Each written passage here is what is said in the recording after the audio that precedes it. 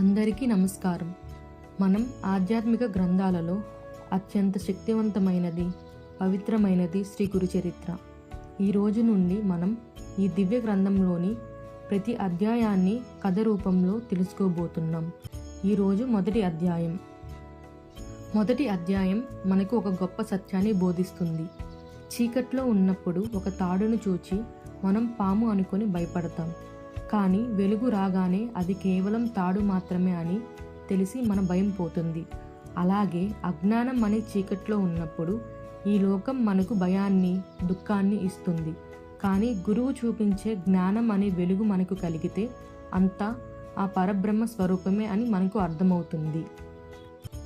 ఈ అధ్యాయంలో మనం నామధారకుడు అనే భక్తుని గురించి తెలుసుకుంటాం.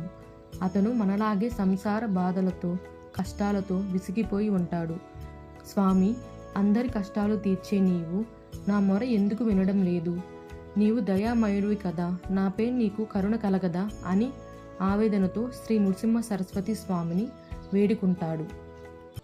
అతని బాధ ఎంత పెరిగిందంటే ఆ స్వామి దర్శనం కలగపోతే ప్రాణత్యాగం చేయడానికైనా సిద్ధపడి ఆకలి దప్పులు మరిచి గంధర్వపురం దగ్గర ఒక చెట్టు కింద పడిపోతాడు. ఆ స్థితిలో అతనికి ఒక అద్భుతమైన కల వస్తుంది. ఆ కలలో సాక్షాత్తు శ్రీ నృసింహ సరస్వతి స్వామి దర్శనమిస్తారు. విభూది రేఖలతో పులి చర్మాన్ని ధరించి ప్రశాంతంగా ఉన్న ఆ గురుమూర్తిని చూచి నామధారకుడు స్వామి పాదాలపై పడిపోతాడు. అప్పుడు స్వామి తన అమృత హస్తాన్ని నామధారకుని తలపై ఉంచి ఆశీర్వదిస్తారు. ఆ స్పర్శ తగలగానే నామధారకుడు మనసులోని దుఃఖమంతా మాయమై అంతులేని శాంతి లభిస్తుంది. కళ్ళు తెరిచి చూసేసరికి స్వామి అక్కడ ఉండరు. కానీ ఆ కలలో కలిగిన అనుభూతి మాత్రం అక్షర సత్యంగా అనిపిస్తుంది.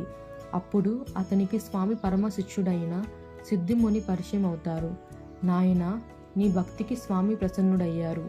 ఈ గురు చరిత్ర నీకు వివరిస్తాను విను అని సిద్ధిముని చెప్పడంతో ఈ మహాగ్రంథం మొదలవుతుంది.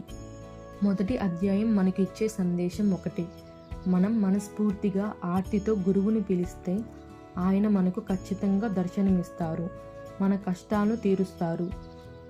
వచ్చే వీడియోలో మనం 2వ అధ్యాయం గురించి తెలుసుకుందాం. ఈ ప్రయాణంలో నాతో పాటు మీరు కూడా భాగం కావాలి అంటే మన ఛానల్ను సబ్స్క్రైబ్ చేసుకోండి.